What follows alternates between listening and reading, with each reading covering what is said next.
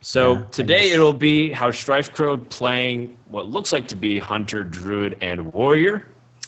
And oh, Wait, Gnimsh is going to be hunting off with Warrior 2. I thought we were going to be able to take a little quick second. It's not that intuitive, but the icons definitely are cute. You have to give them that. well, you know what? Kit Kat's actually lied. He's not Gnimsh. He's not Kit Kat. He's actually Gnimsh in disguise. Oh, there we go. We have the player names correct, and we have a Hunter Mirror to start off. Okay, Hunter Mirrors. So Hunter Mirrors are super deck dependent because the way you build them can dramatically shift the percentages in your favor. And Monk, you climbed to Legend playing a lot of Hunter Mirrors and specializing it for the season. So talk a little bit about this matchup. All right, this matchup, it's usually won or lost actually in the first 2 or 3 turns. It's a lot about how much board presence you can get, and that's why we're saying Leopard Gnome, sorry, from Gnimsh. We usually call it Leopard Gnimsh just because Gnimsh really loves Leopard Gnome. It's his favorite creature, and StrifeCro actually gets the Undertaker, so that's an incredibly great start for him. Um, Gnimsh will respond with the Leopard Gnome, but if StrifeCro drop, and then he'll be able to buff his Undertaker and kill the Leopard Gnome, trade it right off. And StrifeCro will be a huge web spinner from StrifeCro. What a great draw. Yeah, he just needed a Death Rattle so that way he can take control of the board. And Nips is already in. He can go for a coin turn 3 play. Also could draw into something else. With the Leopard Gnome in his deck, it heavily implies he also has Undertaker as well. And he draws a kill command, so that's not going to be useful right here. Might have to go for something like an Animal Companion role. Yeah, Animal Companion, both Animal Companion and Bow, they kind of feel a little awkward. If Gnimsh gets a Hover right now for with the Undertaker, but if you use the Bow, you're kind of using a 3-mana weapon or a 3-attack weapon to take care of 1-health creatures. It doesn't feel great either way. Yeah, you're absolutely right. And the Animal Companion that comes out might even be resilient against Eagle Horn Bow. And then you're trading it for Web Spinner, which replaces itself with something potentially stronger. So, it's a hover, and that's way too much damage. You don't be taking it like this early on. And Gnimsh is going to be forced to use Kill Command. Unless he wants to roll the dice on...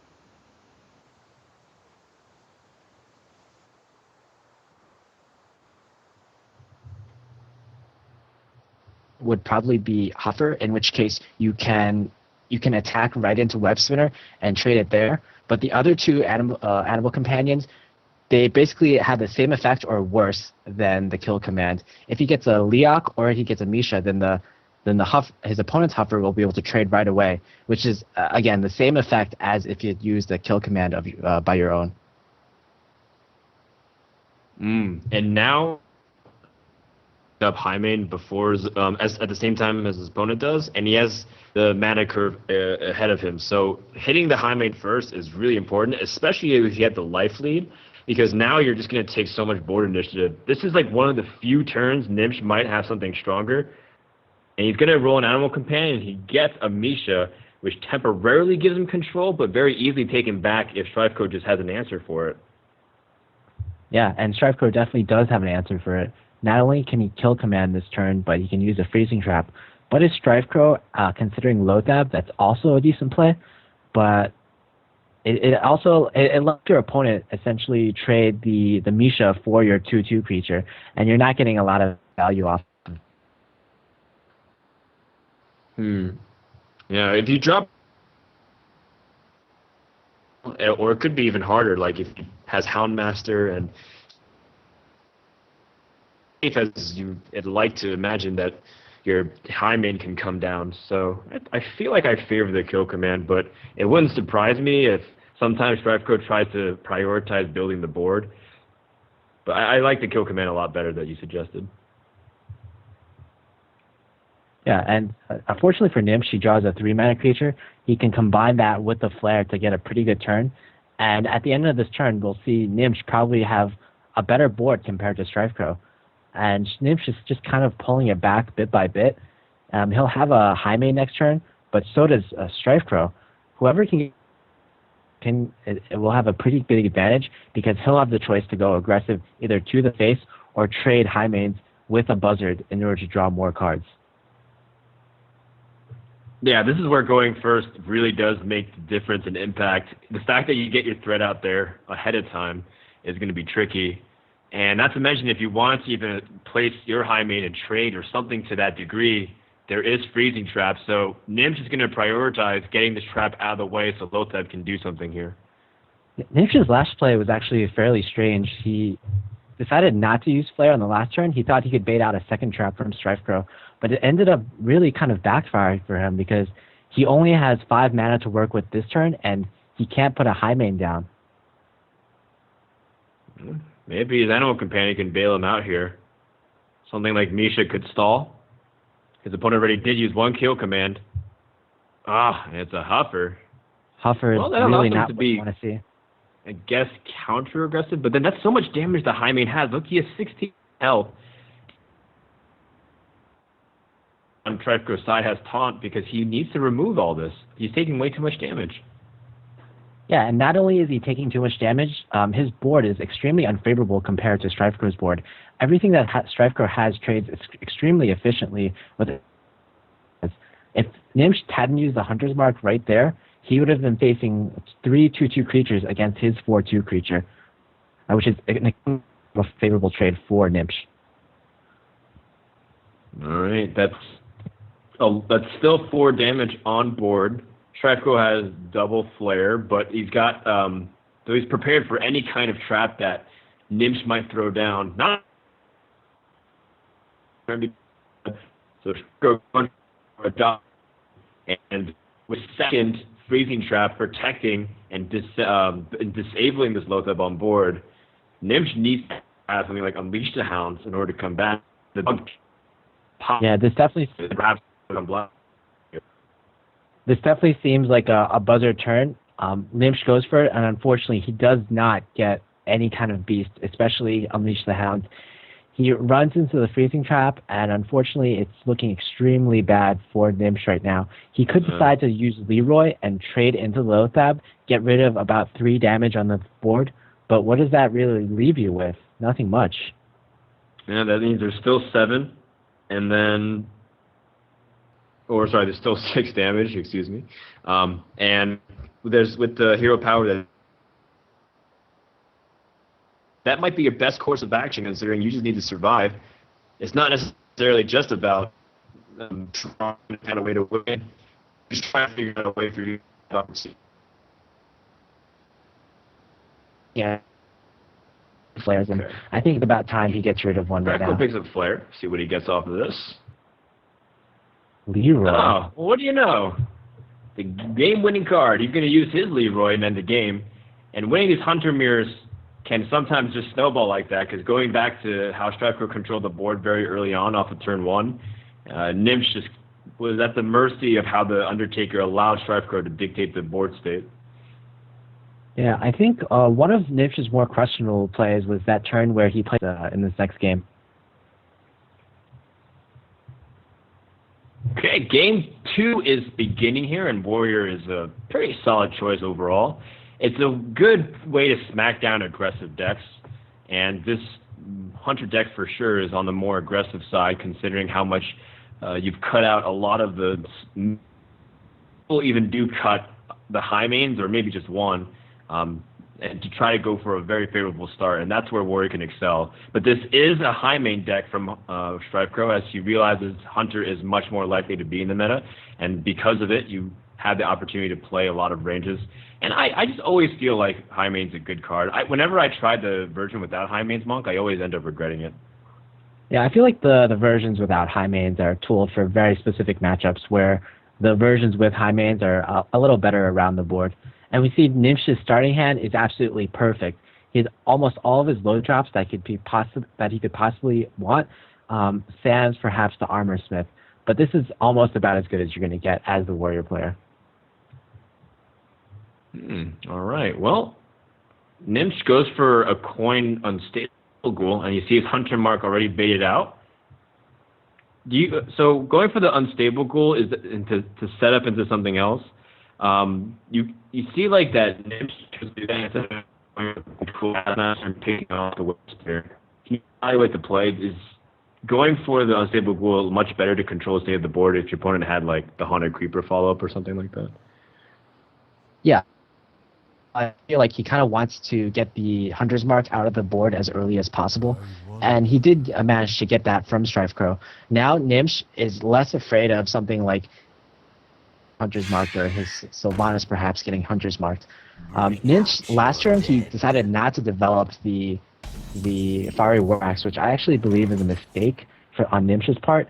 This matchup is a lot about first, and you're actually not too concerned about your armor. For example, this turn, Gnimsh could have either attacked the Undertaker plus used the Cruel Taskmaster, or attacked one of the creatures with the Fiery War Axe and developed one of his creatures, such as the Acolyte of Pain. Well, he still has removal options here, but I understand what your point completely. And that 2 health does matter, but in the end, you do want to try to prioritize trying to control the board state early on as the warrior players, so that when you have cards like Armorsmith drawn in, you can gain back much quicker. Now, I think he does regret it to a certain extent. Using Shield Slam here on the one when there are 2 high mains in StrifeCro's hand, it's going to be tricky if this board state doesn't improve dramatically. Yeah, StrifeCro has a fairly slow hand right now.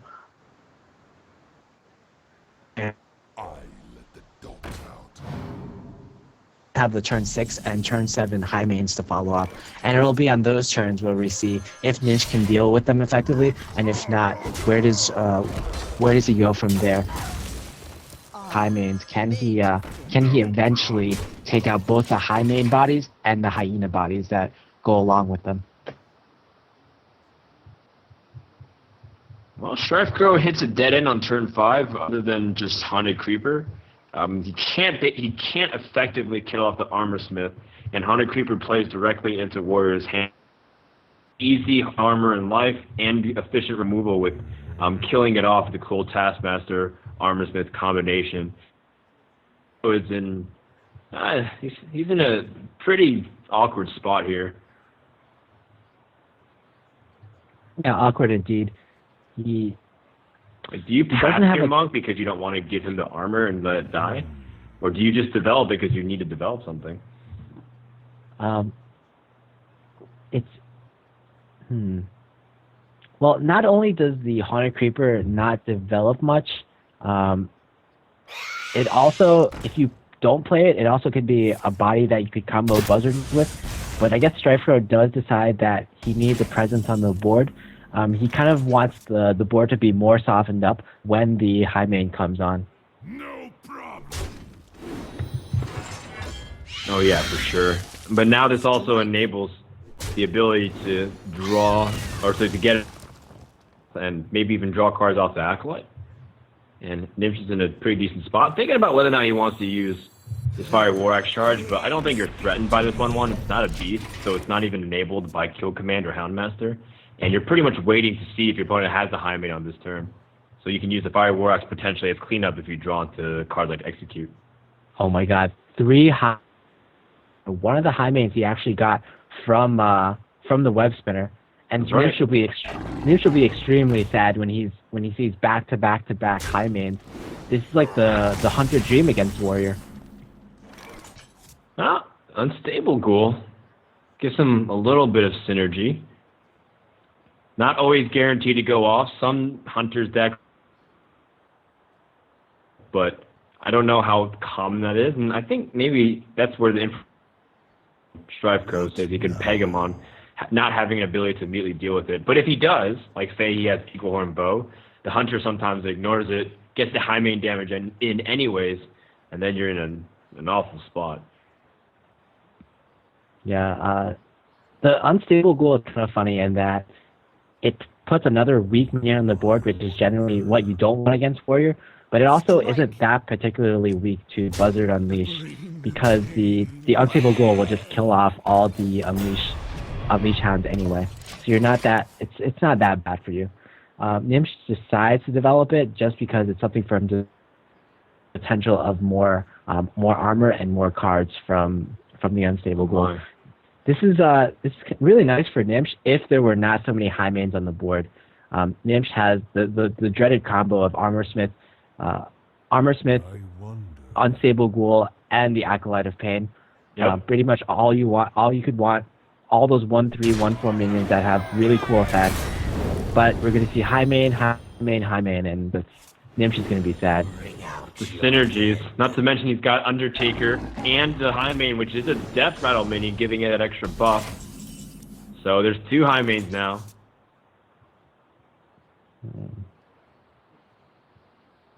Well, If only he had some way to easily go for a mass removal like Brawl. But now he's picked. Although the next turn will be painful, he can draw a card to see if maybe he can pick up an answer too. yeah, painful indeed. The Sylvanas can be somewhat of an answer to the high mains, but that's essentially 12 damage, or yeah, at least 12 damage you're looking at next turn. Gnimsh is gonna run his Acolyte into the high main. Brawl to get a shield slam in order to trigger his Sylvanas, but Brawl definitely it can be huge. He can, if he thinks he can take the damage, 12 damage from these high mains, he can put the Sylvanas on board this turn, and next turn he can use Brawl. It's a great combo. And I think Gnimsh can actually afford to take that 12 damage since he sees that's so high right now. 33 HP essentially. Yeah, that's where the Armor Smith in the previous turns was so huge, even though it's just this very tiny 1/4, getting a lot of draws off the Unstable and Acolyte combos. Very important. Now, StrifeCro sees Sylvanas, and that is definitely unsettling considering the implications of what she can do to steal. I wonder. I've even. So he has to be kind of careful. He draws Mad Scientist. Not the most helpful card.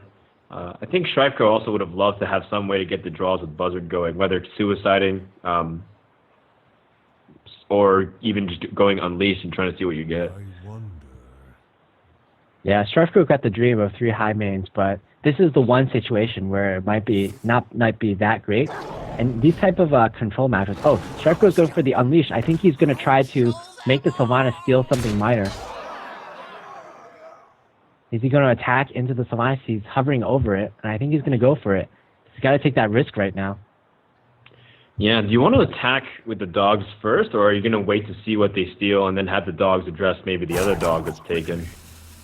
Or Mad Scientist even. No, but then the Armor Smith gains 2 attacks. It's tricky.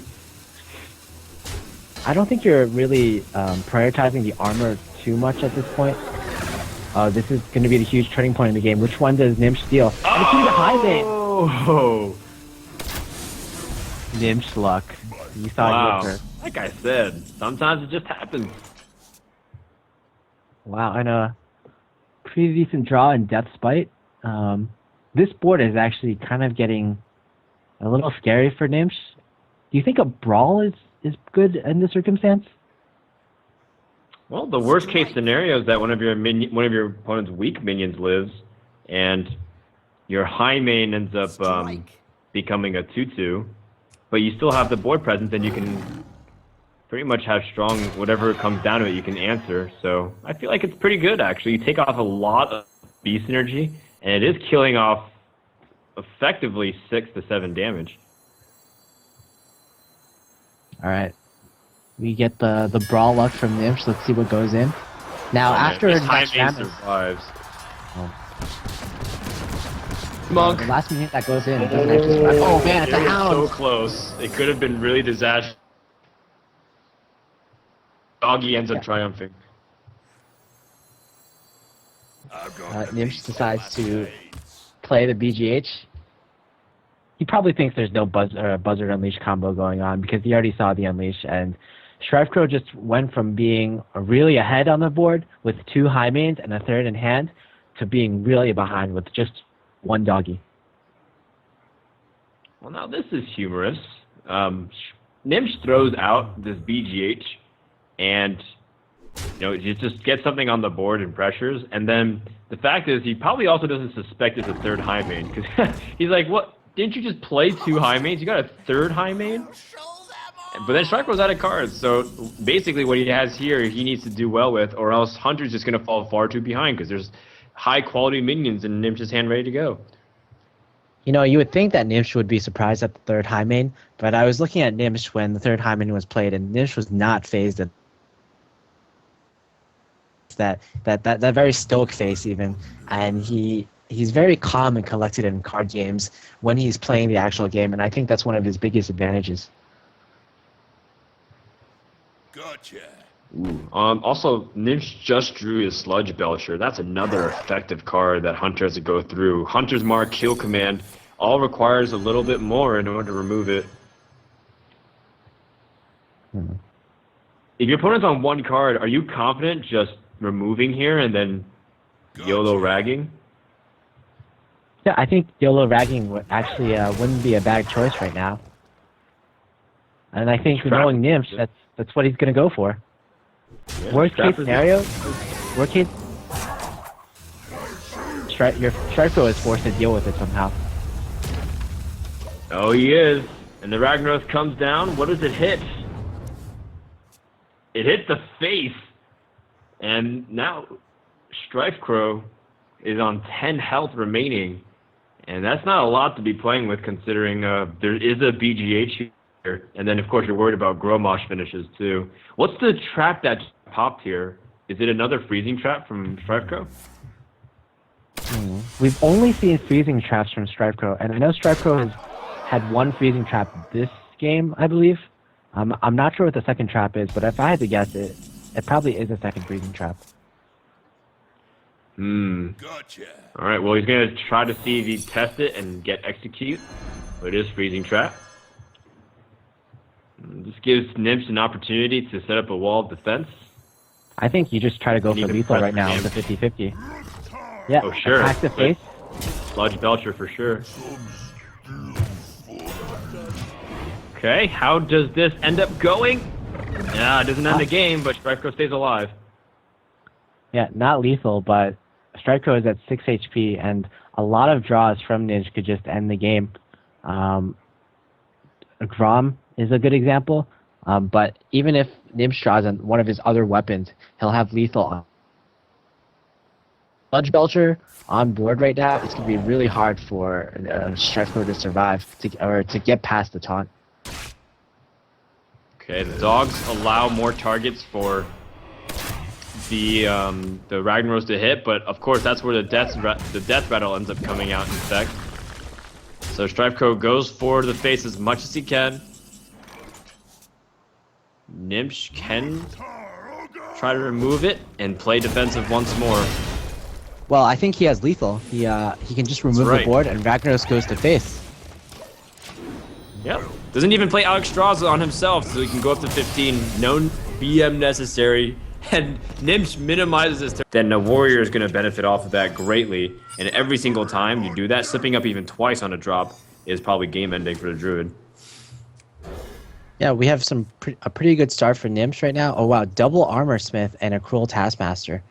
Whereas from StrifeCro, we see a Harvest Golem. He's definitely going to be wanting to pick up something like Innervate with this hand. Or even, wow, he throws back the Harvest Golem. I think what he's saying is that he deems the Harvest Golem to be a bit too slow in this matchup, and he's really digging for things such as 2-drops, Innervate, or even Shade of Naxxramas. Well, I saw him grab an Innervate. I didn't see the rest. Zombie Chow. But he does have Innervating Coin, so turn 3 Cairn is pretty damn impressive for a Druid player to face off against the Warrior. You can't really do much in that result unless you have the perfect set of like double execute and conveniently have the removal in that case. Oh man, StrifeCro has pretty much the perfect hand right now. He curves out perfectly with a Zombie Chow into an Echoing Ooze, into a Cairn. Cairn, like as we saw, like the high main in the previous game, it's incredibly difficult for Gnimsh to deal with, for the Warrior to deal with.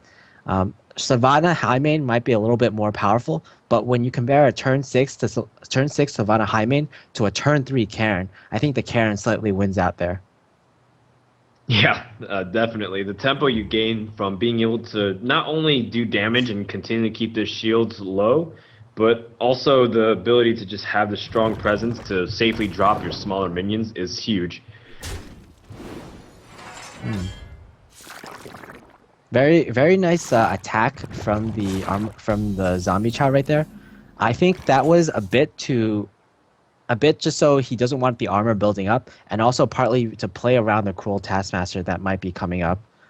If Gnimsh decides to cruel taskmaster this turn, and he decides to trade into anything, he'll essentially be trading the armor smith into one of these creatures. Whereas if StrifeCro had just gone for face with the zombie chow, the armor smith, which would have been a 3/3 after the cruel taskmaster buff, would have traded against the armor smith, would have traded against the zombie chow, and be left with 1 health that StrifeCro would have had to deal with. Yeah, that's a really good analysis of a subtle play from StrifeCro that a lot of people might have just ignored. Now, that does give Gnimsh kind of a hard to lose his armor. Discouraging so because he loses it, but still, it's the strongest minion out there on the field, and you're challenging what's out there. So I still feel like the Cruel Taskmaster might be better in this department. Yeah, everything else I believe is just so passive, and it doesn't really affect the board state in favor of Gnimsh. Whereas otherwise with this play, Gnimsh has a somewhat of a favorable board right now. He has a 2/2 which trades very well with the 1/2, and if StrifeCro doesn't have a Power of the Wild, then Gnimsh will be sitting fairly very nicely. StrifeCro has the opportunity to go for this Karen at the moment, and I don't think of a better way to spend your turn 3 innovating out one of your most powerful cards in your deck. There's not many 6-cost cards in Druid other than Force of Nature and Karen in this variant, and allows you to kind of get this powerful minion out early, and just look at the only ways Gnimsh can do with it. Execute only deals with half of this body here. Yeah, this is the exact scenario that you want to see as the Druid player. Innervate plus coin into Karen. And without something such as double Shield Slam on this turn, then Gnimsh will have to deal with this Karen he'll have such a hard time dealing with it every turn. That Armor Smith that he put up on this board, it was his only option, and it'll just get traded for free against the Karen. Oh, we see a Power of the Wild in StrifeCro's hand right now. Yeah, but this is the clean swipe. So Yes. It's not as clean. It's not as a clear play, but I think the swipe just feels too good and fitting right now. You get to shred almost all your opponent's armor. Yeah, and I think the Power of the Wild doesn't actually add too much to the board. You get to save health on your Karen, plus you don't take any damage from the Karen, which is very important in order to not activate the execute from Gnimsh's hand right now. What to do? Yeah, StrifeCro is taking his time and evaluating. Maybe he can get away with Power of the Wild hero power, saving swipe for something else, but I just feel like the swipe here is really good, just like you said, for keeping your Karen at full health, so that way execute's not as strong, and he also takes down his opponent's entire armor. Well, luckily for Gnimsh, he gets a free Karen of his own, and it'll be at least something to help him contest the board. Gnimsh is also at a full 30 HP right now, thanks to his hero power, so it's not looking, I'd say, too badly for him right now, I guess. Yeah, it's not looking awful. It could be worse, that's for sure. The early game could be a Shadian Ramus that he can't control, and then defender plays that lock off the stronger minions that are doing damage every single turn. But still, I feel like he's under some tight pressure, and StrifeCro wisely, instead of tossing out a Druid the Call to be super aggressive, he's just going to count on the fact that his opponent doesn't have Black Knight and play this 4/6 taunt to kind of discourage the Karen from being able to get any movement here. Yeah, this might be a circumstance where being on the same team as Gnimsh has helped StrifeCro in deciding to play that taunted Druid of the Claw. Maybe he knows Gnimsh's particular warrior deck doesn't run Black Knight, and he's not going to play around a card that he knows his teammate isn't going to run. And then that leaves Gnimsh in a pretty awkward position where he just has to spend execute on this, and Karen is still out there roaming. And then now StrifeCro can get value off of something like Power of the Wild and easily pushing through. Ooh, Keeper of the Grove. Look at that. That's just absolutely perfect against this Karen. Yeah, I'd In say fact, it's so. almost a perfect target. But if StrifeCro uses this Keeper of the Grove, then his opponent will be able to put a Sylvanas on the field. That's the second target that you actually want for Keeper of the Grove, and a Sylvanas, Gnimsh's Sylvanas against his opponent's Cairn. That's not something you want to face off against if you're the player with the Cairn. What to do? Yeah, it's a valid point. It is a valid point. It's just so tempting. Given the board state, you keep the Grove and Power of the Wild and push through, and you get that extra buff also to make a 3/5 keeper. I must safeguard the land. You also Yeah, have it's just way too tempting. Yeah, I think it's just too good on the board development, and you also don't have the guarantee that your opponent has a stronger silence target. So Yeah, I'm very happy with this play. The only regret about it, the only slight regret, is that you don't have the extra innervate or the extra hero power to take out this Cairn. But it's already such a good play that you're thinking, oh, whatever. I'll take what I can get. Certainly, I agree with that.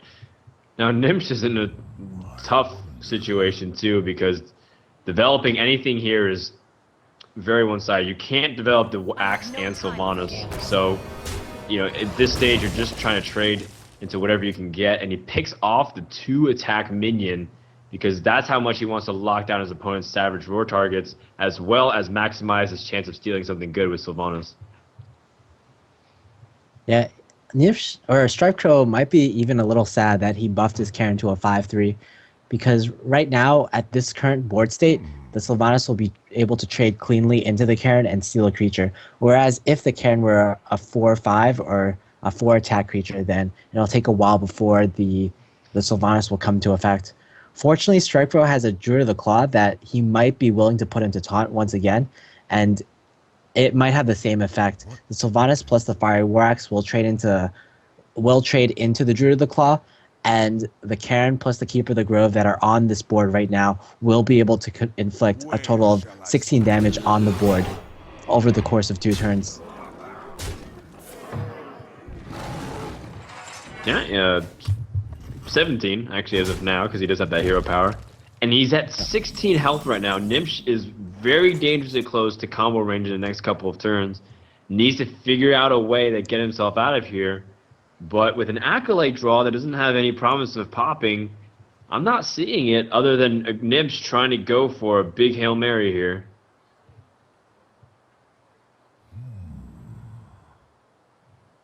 And of course, Into by the that I mean 4/6? Ragnaros. Huh? Yeah, really bad trade for the Sylvanas into the 4/6. Yep, And you're losing health doing that. So, like Ragnar. And if it hits Cairn, nothing changes, Monk. There's 50% chance this can go disastrously. yeah, if it doesn't hit a minion on the board right now, then Gnimsh is dead. And wow, Oh, the no. rag goes your face. We see Savage Oh, Roar plus swipe in StrifeCro's hand, and that's certainly enough to go for lethal right now. Just Right. the Savage Roar alone, even. No counting necessary. You have overkill by a good chunk, and Gnimsh drops the series. But what can you do in a situation like that where Cairn has been around for 5 turns? He came out on turn 3, and it was turn 8 for StrifeCro.